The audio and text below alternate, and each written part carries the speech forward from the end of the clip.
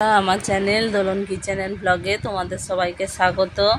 দেখো আজকে আমি পারফেক্ট চা কিভাবে বানাতে হয় সেটা তোমাদের সাথে শেয়ার করছি, যেভাবে আমি বাড়িতে বানাই। প্রথমে গ্যাস অন করে দিলাম, 1 কাপ দুধ দিলাম।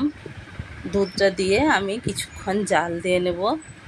তারপরে 2টো এলাচ ফাটিয়ে দুধের মধ্যে দিয়ে দিচ্ছি। এলাচটা দিলে খুব সুন্দর ফ্লেভার হয়, ওই জন্য আমি চা করলে এলাচ দিই। শীতের দিন হলে একটু আদা দিই, কিন্তু গরমের দিনে আদাটা দিই না।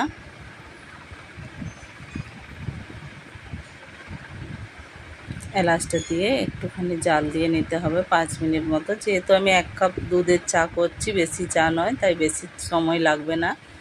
বেশি পরিমাণটা বেশি হলে সময়টাও বেশি লাগে। দেখো দুধটা প্রায় অনেকটা কমে এসেছে। এরপরে আমি এর মধ্যে 2 চামচ চা দিয়ে দিলাম। চাটা দিয়ে একটু চামচে করে নাড়িয়ে নিতে হবে, ভালো করে মিশিয়ে নিতে হবে। চায়ে মিষ্টিটা যেভাবে খাও সেরকম দেবে।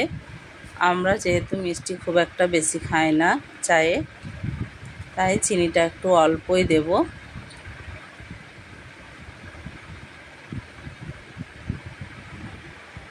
তোমরা যদি বেশি চিনি খাও, মিষ্টি খাও, তাহলে একটু চিনিটা বেশি দেবে। আমি 1 কাপ চায়ে 1 চামচ চিনি দিই। দেখো 1 চামচ চিনি দেবো। চিনিটা দিয়ে আর একটুখানি চাটা ফুটিয়ে নিতে হবে, আর কিন্তু বেশি ফোটানো যাবে না।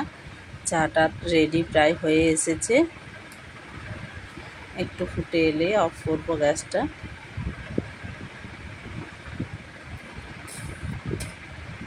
এইভাবে তোমরা চা বানিয়ে দেখবে, চাটা খুব সুন্দর হবে।